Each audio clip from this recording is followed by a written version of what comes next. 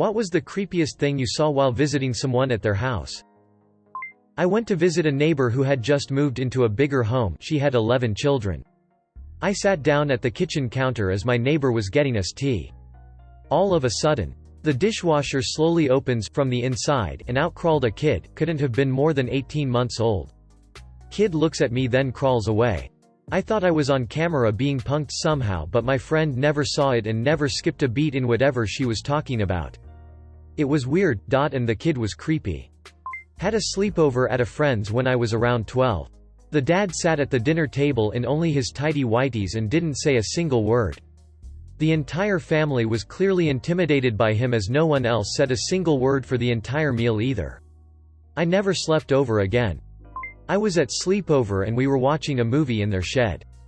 And since we were 10 it got scary, so we went back into the house and we passed by this, what we thought was a toy snake. It was humongous. Anyway, she brushes it off saying it was probably her brother's.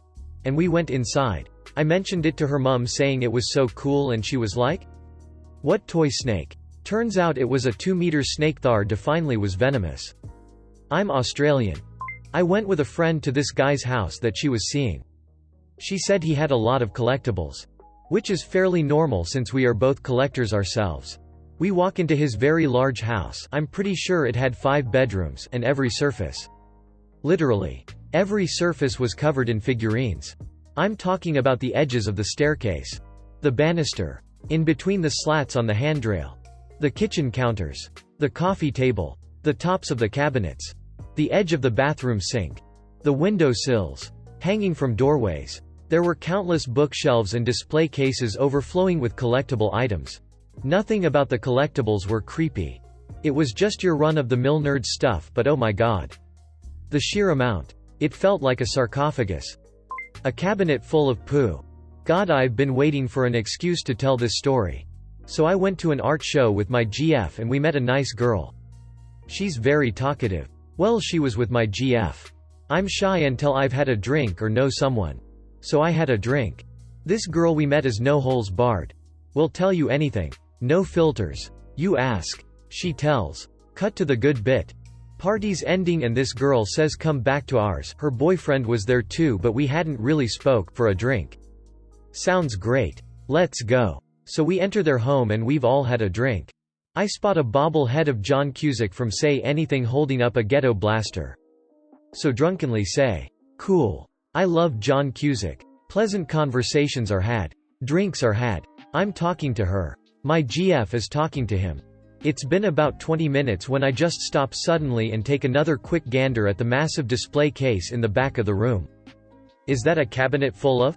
She got so excited and he looked ashamed. It turns out they were all plastic poos and some were collectible items. She had a fascination with the story behind the first poo sellers. Door-to-door poo salesmen and practical joke providers. Apparently, if I recall correctly, there was a heated rivalry between the 2 leading poo manufacturers. She had specimens of both their works and lots of newer, much more realistic ones. It was quite the look on my GF's face when she realized she had also not noticed a cabinet of poo for almost half an hour. And these were top-quality fakes. I was convinced several of them were real. My other favorite moment was when me and her sat on the floor looking through her record collection and somehow the conversation turned to comic books. I mentioned I collected comic books and graphic novels. "Do you like Japanese comics?" she asked excitedly. "Nothing against them," I said. "Art's usually really good." Her face lit up and she was almost standing. Excitedly heading to the door when her boyfriend just nonchalantly says, "Do not get the out." I've never seen anyone so disappointed. So in answer to the question, the cabinet of poo definitely took the prize, but if he hadn't intervened, I'm pretty sure hardcore Japanese comic book may have give it a run for its money. Edit. To everyone pointing out it's no holds barred and not holes. Thanks. That may have been embarrassing at some future point. Skeptical smiley face. I had an acquaintance who invited me to his home for a party. The guy was an amputee due to a diabetic foot. I think 'cause I didn't pry. But a few years back when he got it amputated, he decided it would be cool to get the bone kept. So this foot bone is used as a paperweight on his desk right now. Was creepy when I saw it. Now I kinda think it's cool. I think he got the idea off an article once of some guy doing the same thing.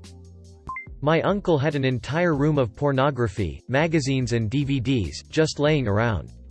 Stacks of magazines and boxes of videotapes. I stumbled upon it by accident when I was playing hide and seek with my cousin. He yelled at me that I couldn't go look at his dad's dirty books. Me, being a dumbass, asked why he didn't just clean them. Not something I saw. But I slept over at a friend's house whose grandma lived with the family because she was so old and losing her marbles. While getting ready for bed, my friend told me, "Don't worry if you wake up and see my grandma standing over you while you sleep. Sometimes she forgets who my friends are. Just tell her, Grandma, it's okay. Go back to bed and it'll be fine." It was in that moment that I realized I had made a terrible mistake deciding to sleep over. I thank my deep sleeping every day that I did not wake up in the middle of the night because an old woman was standing over me, watching. I did end up with bed bugs though. Which is why I never went over again. His 3 dogs sitting on his mantle. They were stuffed after they died. Back in high school, a longtime friend of mine used to work for a stereotypical eccentric rich guy. Mainly charity and non-profit stuff. But he collected the rarest historical memorabilia. And my friend was giving me an unofficial tour of the room where this guy stored everything. 2 that freaked me out were Haitian slave shackles from colonial times and a cracked voodoo doll that was supposedly haunted. Nope. No thank you, sir. The friend's mom's boyfriend always leers at her daughter's friends. Bonus if they are under 12. I was visiting a friend as a child and she let me peek into her older sister's room. It was completely red. Red lacquered walls. Red rug. Red bedspread. Lamp with a red light bulb in it. 11-year-old me was horrified. My husband and I were house shopping. We go with our realtor to view this one house that was super nice. Checked all of our boxes. And within our price range. The first thing we noticed is there were security cameras in every single room. Even in the bedrooms. Odd but whatever. We finally get to the master bedroom where there was a shrine of a maybe 5-year-old girl above the master bed. There were old bouquets of flowers and candles surrounding the shrine, which led us to believe the little girl was deceased. They even kept the girl's bedroom fully intact. We no-ped out so quick. They pulled the house off the market the next day. We suspect they were watching us on their surveillance. Not necessarily visiting, but for a couple months I lived in a house with an older woman, late 80s, whom I provided care for in exchange for room and board, rather than paying rent. Her late husband had been a dollmaker and I'm not sure if he still does, but at one time he held the Guinness World Record for the smallest doll with moving parts made without a magnifying glass. The parlor was lined with glass cabinets showing some of his best and favorite dolls. Nobody really hung out in that room because it was supposed to be kept nice for visitors. I wasn't even allowed to sit on the couches. So for the whole time I was living there, that room always had a musty, impersonal feel to it, even though it was cleaned and dusted regularly. I passed through that room every once in a while to look out the front window or on my way from my bedroom to the kitchen. Every once in a while I would take a quick peek into the glass cabinet and check up on my favorite dolls. That's when I started to notice that the dolls would change directions. They'd be facing front the first time I looked at them, but later in the day they'd be facing the side or the back. I told the owner about this and she said she never noticed it, but nobody could have been moving it because the cabinets were all locked with a key she kept in a secret place in her bedroom. The only people who ever came into the house were me, her sister, her brother-in-law, her grandkids, and the cleaning lady once a week. The majority of the time I was just the 2 of us and her family hardly went into that room anyways. I always thought it was weird, but I never really thought it was that scary. I had a male friend who seemed pretty normal. He was a shy nerd who had a bit of trouble making friends. We bonded over video games and anime. He left the room to greet another friend at the door. He had a notepad under his pillow and it had really detailed, beautiful drawings of me. It was flattering until I flipped further. There were pictures of me. Some were printed out screenshots of my Insta posts or friends' Snap stories. But others were just pictures of me in class or at the mall, and they weren't pictures taken to my knowledge or accidentally. He was AR, incel R, neckbeard type. We stopped hanging out after that. He started getting really creepy and pushy, and so I cut all contact with him. It was morning and their mom put milk before cereal and she warmed up the milk. It was the summer. Horrible times.